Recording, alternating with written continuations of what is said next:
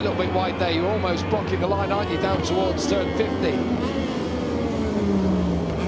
It's like riding here at the moment for Pedro Costa behind a bus and just can't find a way through on Arbolino, making himself. Lights go out and away we go. A brilliant start from Alonso Lopez, already on the inside of Philip Salich. So Lopez from the second row of the grid as we go into turn one. Look at the tight line up there. Meanwhile, Tony Arbolino's made up good positions from the start of the race. He was from the third row of the grid, from eighth. And look at Arbolino around the outside of Celestino Vietti. Brilliant from the championship leader. And Alonso Lopez aggressive early on. He takes over from Acosta. So it's Lopez from Acosta, then Arbolino. It's really tight in the pack behind with both bench stater, it looks like, coming through. Oh, was that Dalla Porta, actually? I think that's Lorenzo Dalla Porta or Philip Salich, actually. Apologies. It was chaos there in the first couple of corners, but what a jump from the middle of the second row. Alonso Lopez, second into turn one, immediately attacked Pedro Acosta downhill into turn two, which is risky. We've seen a lot of people lose the front, but he's already at the head of the field, and we know he likes to lead from the front. Already a crash with Lucas Tulovic. Oh, and Pedro Acosta levels Alonso Lopez. He's going to come back to the inside. He'll force Acosta wide. Coming out of the corners already. Acosta just wanted to stay in front of this race, but Lopez regains the position. Tony Arbolino's made a brilliant start from the third row of the grid. The championship leader showing just why he is in that spot in the championship as Acosta takes over once more. He wants to check out at the front here, Michael. He does. He's had good speed all weekend. I do think Alonso Lopez will give him a race for it today, though. Both bench stater forced up onto the outside of the track there by Manuel Gonzalez. I thought he was going to serve him it back. Oh, Joe Roberts on the inside of bench stater. Roberts had a great start to this race too. The American up to 10th place now. So bench stater, second row of the grid, fourth in qualifying. One of the fastest pace all weekend, and all of a sudden Moto2, the Sharks have circled. He did get absolutely beat up there. Work for Sam Lowe, started 18th, he's now in 18th place, just lost the position actually in the previous sector. As at the front, Alonso Lopez, who himself loves to lead the way, tries to go through, always going to happen that one, and Arbolino takes advantage of it. So as Lopez attacks Acosta, well, had to run a little bit wider, and so Arbolino just tucks back underneath him, and Acosta regained the lead of the race after lap one. Well, so much going on, even before the start of the race, as Lopez almost sideways into turn one, gets it down safely though. So it's Costa from Arbolino, Lopez is third, fourth is Canet, who's made a good start, and Philip Salich in fifth place.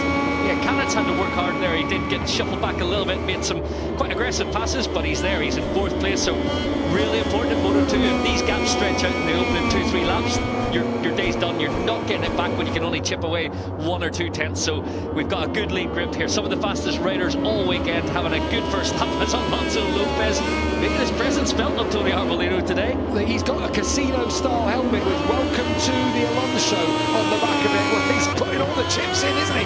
Early on in this race. Don't show your hand too early though, Alonso.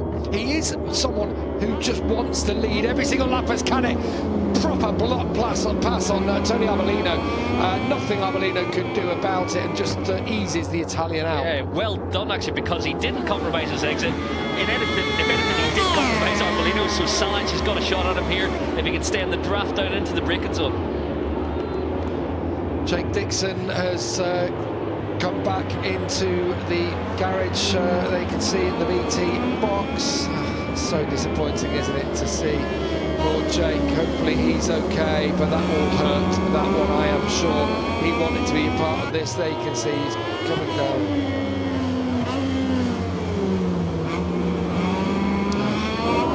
Opened the gas and up and over he went. So unfortunately he'll have a sorry flight back home to family, to Sarah and son are back there in the UK. Come back stronger for the next round in Jerez. Here comes Canet once more. As he and Arbolino switch positions again. This battling is only going to help Acosta and Lopez out front as Arbolino comes back. It's like a Moto3 race between these two at the moment. Canet's not going to be happy because obviously he feels like he can take himself up into the podium battle. Arbolino doesn't want to let him through, but the jostling for position, it's costing him time. Fastest rider on the racetrack is someone we pointed out before the race, Barry Baltus, up into 9th. It's been fantastic all weekend.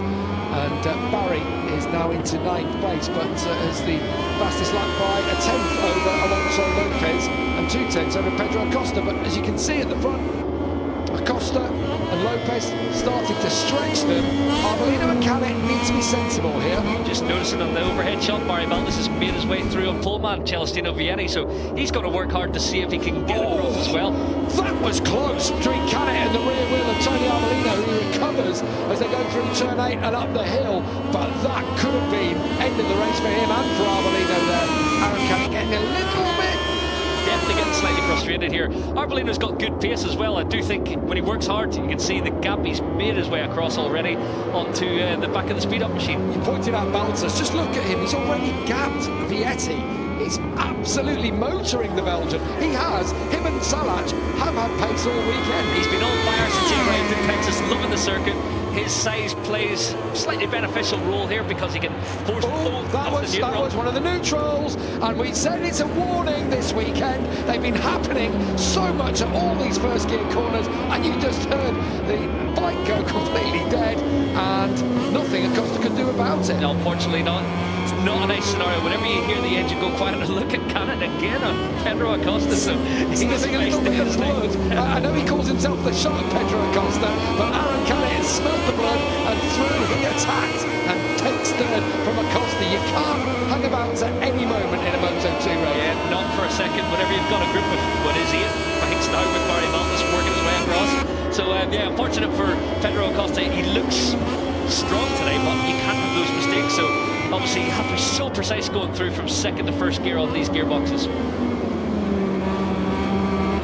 Canet across the line, fastest rider on the circuit. Again, Barry Baltas just slightly quicker than Alonso Lopez. The gap between Lopez and Arbolino across the line, 3/4 of a second as Acosta fires it into the face of the hill up at turn 1 and reclaims third place from Aron Canet. This is not what the doctor ordered for Pedro Acosta at all.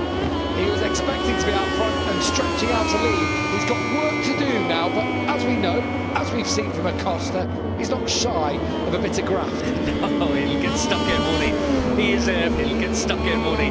He is a rider. He uses a lot of energy, but he looks fluid on the bike, so you can't afford to let Alonso Lopez get pretty much, when he can ride in a straight, he's as fast as anyone or faster in Moto2. So yeah, you can see Acosta wants to get back across to Alonso Lopez. This is the shot from the helicopter. You can see Pedro Acosta, and they can see as he just tried to back it in, and whether it pops out back into neutral or he's never quite got it down. Let's have a listen, Michael.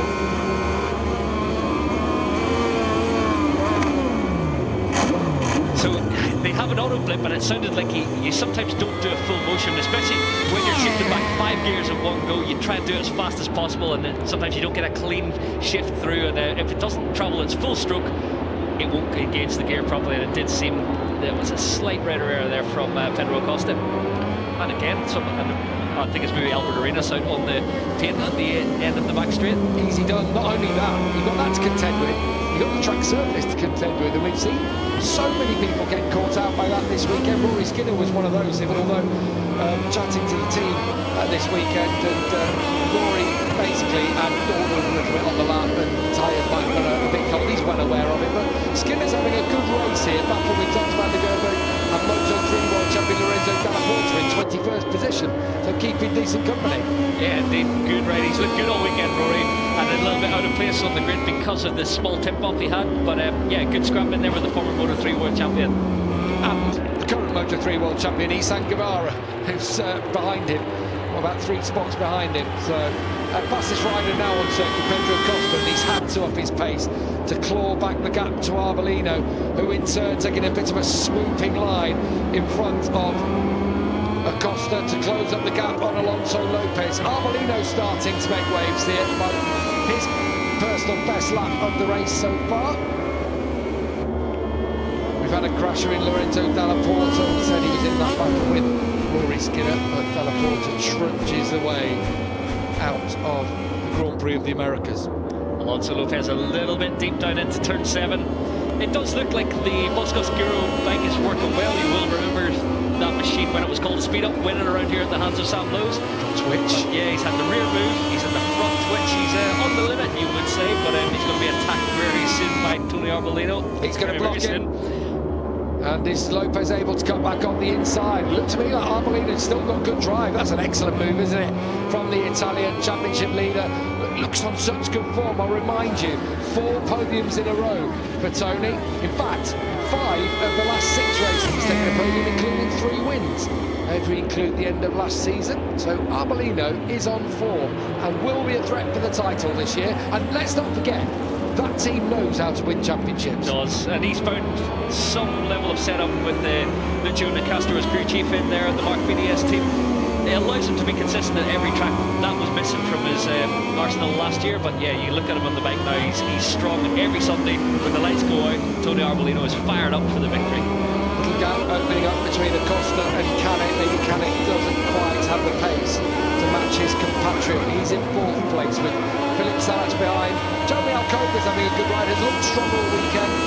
Vidal again is 7th, despite the fact that he's got a little bit of no fractures, but he's taken the skin off the end of one of his fingers in a horrible crash at turn 2 in practice. And Barry Baltus rounding out the top 8.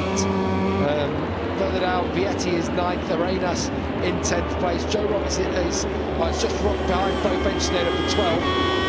Manuel Gonzalez, as he got a bit tight there at turn 1, is 13th, Chandra 14th, Garcia 15th, and then it's Foggia and Sam Lowes, who's actually lost touch with Foggia on that lap. He's in 17th. It's not quite working for Sam this weekend, that track that he loves.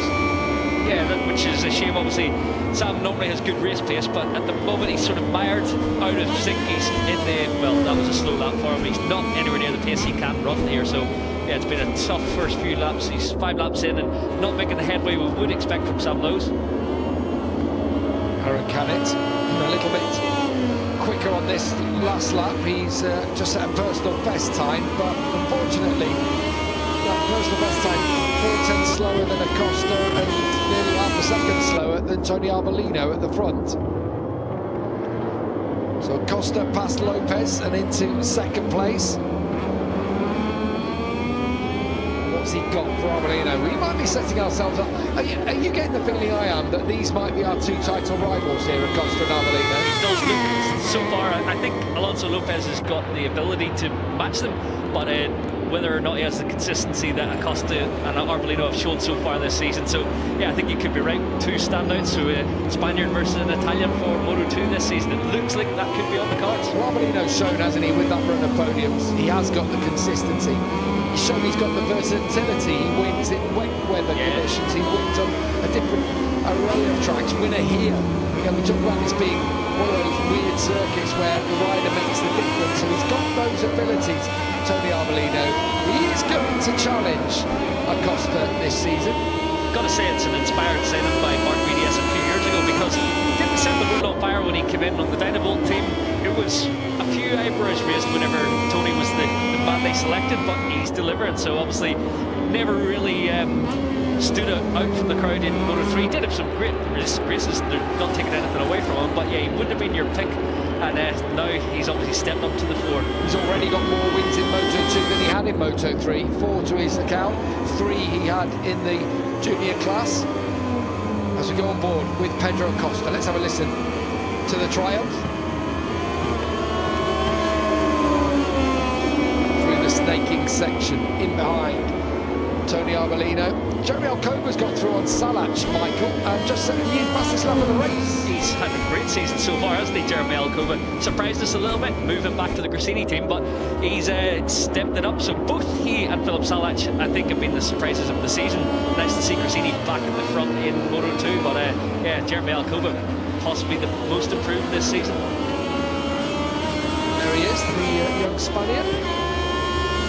Barry Baltus attacking Philip Salac now. This is superb from Baltus all this weekend. He's going to get that one done. Salac will try to switch to the inside, but it's not to be. Bear in mind, Barry's best finish in Moto2 is 9th place, and now he's running 6th. And he's worked to get across to this group as well. Great to see from Barry. So the speed's been there. At times we've seen one lap pace, but now in the race he's looking really strong. Well, we watched this battle go on at the front. Someone who we thought might be involved isn't there. Let's hear from Jake Dixon. He's down with Natalie. Yeah, Jake, hugely disappointed. We're all gutted for you. What put you out there? What happened?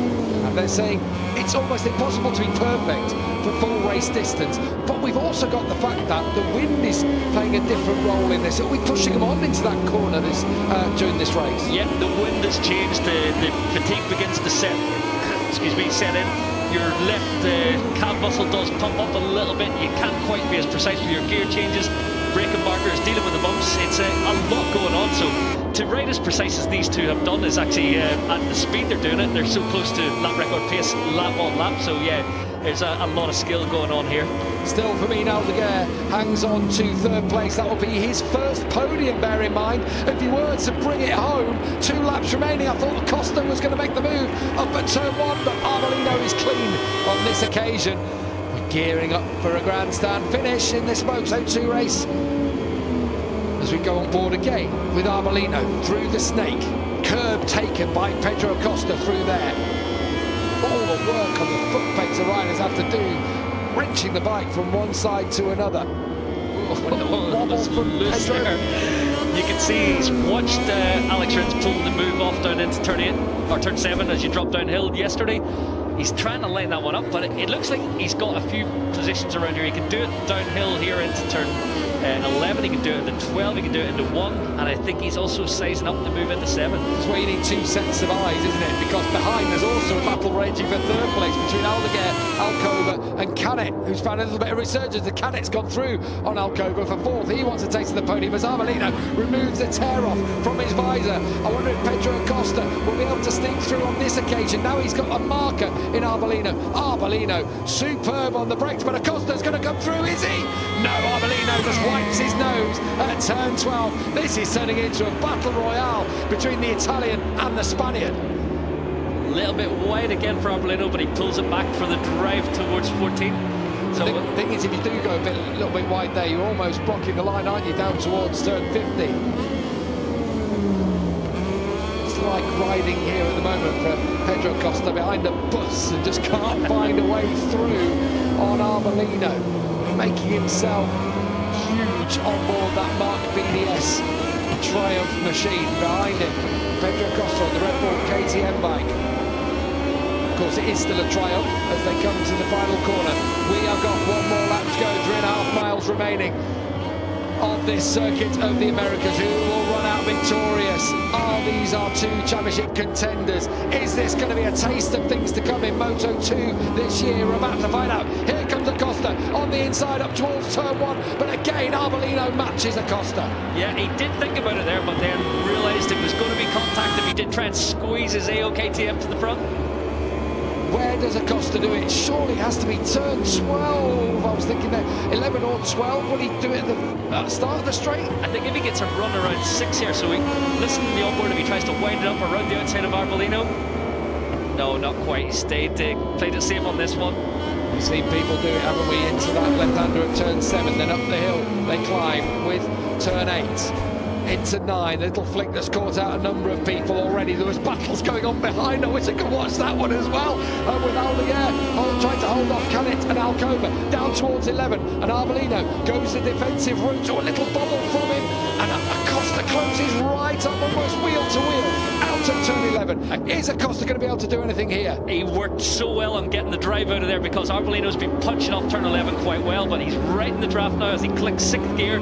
He's going to be setting it up for a move down into 12. And I thought he was going to run the line all the way down towards turn 12, but they're side by side. Pedro Acosta takes over at turn 12. Can he hold the line through there? Yes, he does do so. The rear complains and protests, and again he goes defensive. Arbolino's going to try and drive up the inside of Pedro Acosta now. The Spaniard leads from the Italian. He goes defensive himself down towards turn 15. Arbolino's going to have perhaps 1 more shot at it into 19 or 20. Which one will it be, Michael? I think looking at Arbolino, he's going to try and set one up for the penultimate turn. Penultimate turn, will it be? Oh, a little 1-1 from Pedro Acosta. Will that encourage him? No, Arbolino's going to have to try and line it up for the final corner. Acosta went a little bit more defensive there. Line it up for the final corner. Acosta went a little bit more defensive there. He comes across racetrack. Arbolino's going to try and swoop around the inside of it. We're going to have a run to the line here in Moto2. Who will it be? It's going to be Acosta who does it. From Arbolino in second. There's a great battle going on for third place behind. It's going to be, well, I think it's Ben Steiner. I don't know.